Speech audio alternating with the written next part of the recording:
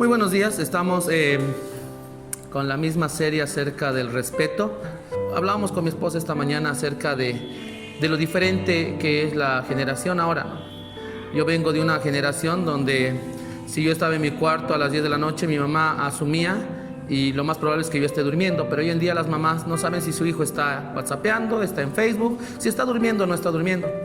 Vengo de una generación donde no debías faltarle el respeto a los profesores, pero hoy en día tenemos papás que vienen a exigir y vienen a reprochar cuando hay un bajón de las notas y no lo enfocan en el niño, sino asumen de que algo está mal en la enseñanza. Vengo de una generación donde tu mamá te gritaba para que vuelvas a la casa y no tenía que estar llamándote, pidiéndote videollamada y cosas así.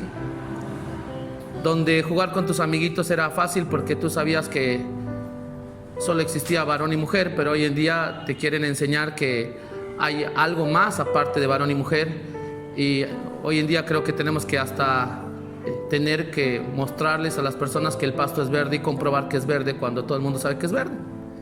Estamos en una generación así y pienso que más allá de que pasen las generaciones, vamos a seguir avanzando. El tiempo va a cambiar, el gobierno va a cambiar, el mundo va a cambiar, pero algo que no debía cambiar son los valores. Y justamente de eso estamos hablando. Escuchaba una enseñanza que me llamó la atención y empecé a rebuscar entre las cosas que tenía y vi que hay cosas que se deben copiar de generación en generación. O sea, hay cosas que tenemos que enseñar, que no se deben perder. Deben pasar, las cosas buenas tienen que pasar de generación en generación. Sin embargo, también he visto que hay cosas malas que pasan de generación en degeneración. Y van destruyéndose valores, van cambiándose conceptos, van añadiéndose opiniones que antes no había. Y si nosotros le echáramos la culpa a la tecnología, le echáramos la culpa al internet, a la televisión, a las películas, estaríamos de alguna manera lavándonos las manos de aquello que nosotros tenemos que hacer como papás, como mamás. Las generaciones cambian, eso es cierto. La tecnología avanza, pero los valores deben mantenerse. La palabra de Dios puede ser traducida y pueden haber nuevas versiones. Uno entra ahora en internet y tú puedes buscar un versículo en diferentes versiones. Pero el valor, la esencia de la misma palabra no debe cambiar. Jesús había dicho: cielo y tierra pasarán, mis palabras no pasarán. Ahora, quiero dar un ejemplo de cómo es la decadencia de una generación a otra. Y escuchábamos acerca del rey Uzías. Este rey Uzías engrandeció su poder. Dios lo ayudó y conquistó derrotas a los filisteos y muchas cosas que sucedió en su reinado.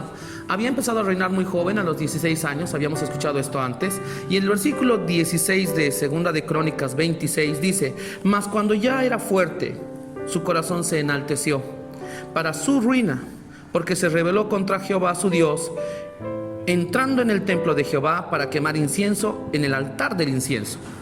Entonces, este rey Uzías lo que hizo fue faltarle el respeto a algo que se había establecido. Solo los sacerdotes podían entrar para esto.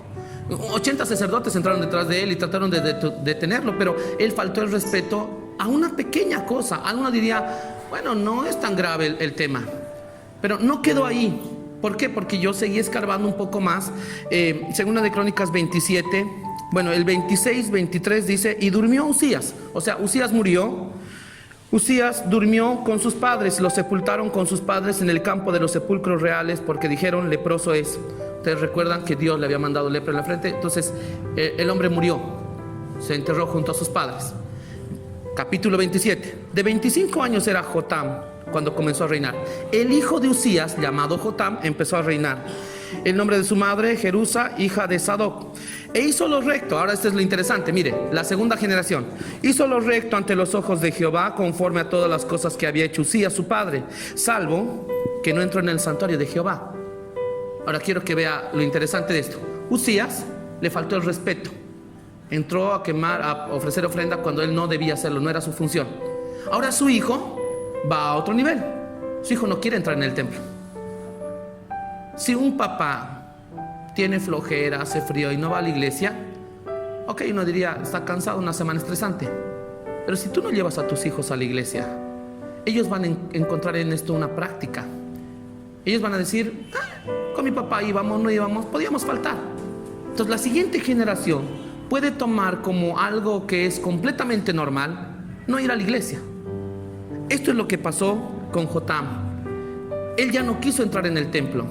Y sabe que dice lo interesante en el versículo 9. Y durmió Jotam, no vamos a contar toda la historia de Jotam. Y durmió Jotam con sus padres, los sepultaron en la ciudad de David y reinó en su lugar Acaz, tercera generación. Acaz, el hijo de Jotam. ¿Qué pasó con Acaz? Dice el versículo 2 y 3. Bueno, desde el 1. De 20 años era Acaz cuando comenzó a reinar, y 16 años reinó en Jerusalén, mas no hizo lo recto ante los ojos de Jehová. Antes anduvo en los caminos de los reyes de Israel, y además hizo imágenes fundidas a los Baales. Quemó también incienso en el valle de los hijos de Hinnom, e hizo pasar a sus hijos por fuego conforme a las abominaciones de las naciones que Jehová había arrojado de la presencia de los hijos de Israel. Esta tercera generación, Acaz, ya no solamente faltó el respeto al templo, no solamente ya no entraba al templo, sino que él había ido un paso más en la degeneración de la generación. Él había hecho ídolos, había hecho pasar sus hijos por fuego. Esto era sacrificios, esto era brujería. Él literalmente se había metido a brujería y había hecho conexión con cosas que Dios había desterrado y había alejado del pueblo de Israel. Él las mantuvo, él las volvió a traer. Cuando uno revisa la degeneración en que está nuestra sociedad, uno dice, ¿dónde empezó esto? ¿Y por qué Dios no hace nada? Sí lo hace.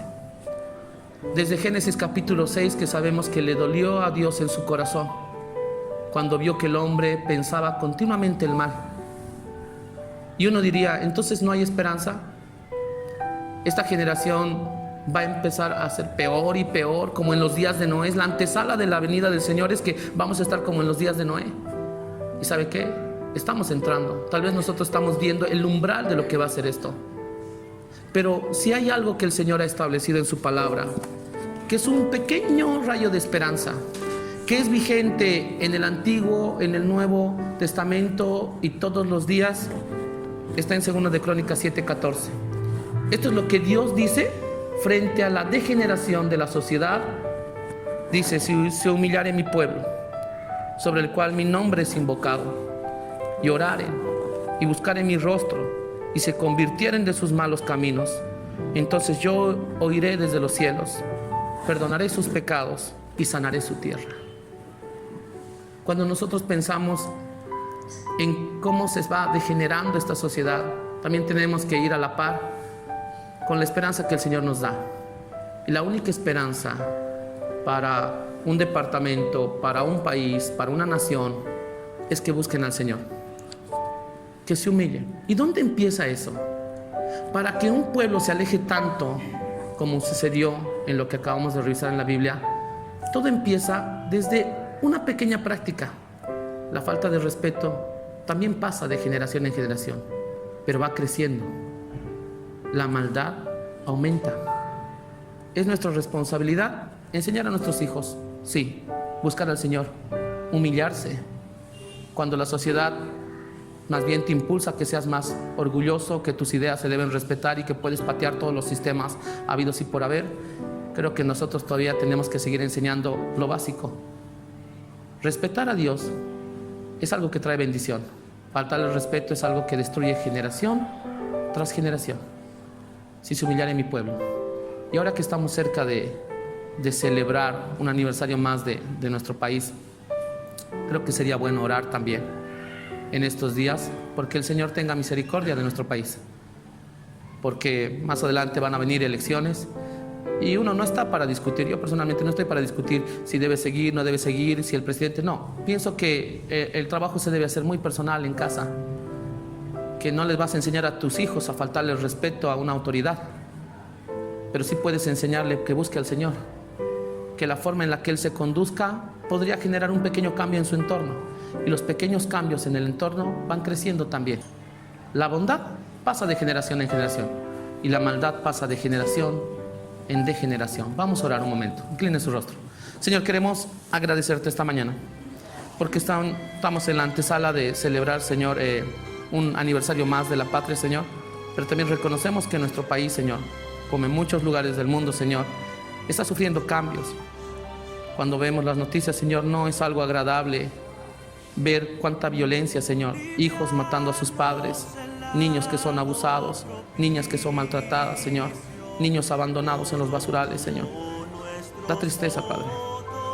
Pero también tu palabra nos da ejemplos y nos da advertencias acerca del cambio de generación, que si no hacemos lo correcto, aunque sea muy pequeño, enseñar a respetar a nuestros hijos, eso también crecerá. Pero gracias porque también a la par nos das la esperanza que si nosotros nos humillamos, si buscamos tu rostro, si acudimos a ti, entonces tú oirás. Y esta mañana te pedimos, Señor, que tengas misericordia de nuestro país, Señor. Que más allá de los cambios positivos y negativos, aún hay una gran falencia, hay una gran necesidad. Eso que nuestro país necesita de ti, Señor. Que más familias reconozcan que hay un único Dios, un solo Señor y un solo Salvador. Porque eso va a pasar de generación en generación. Bendícenos esta mañana en el nombre de Jesús. Amén. Dulces himnos de paz y de unión,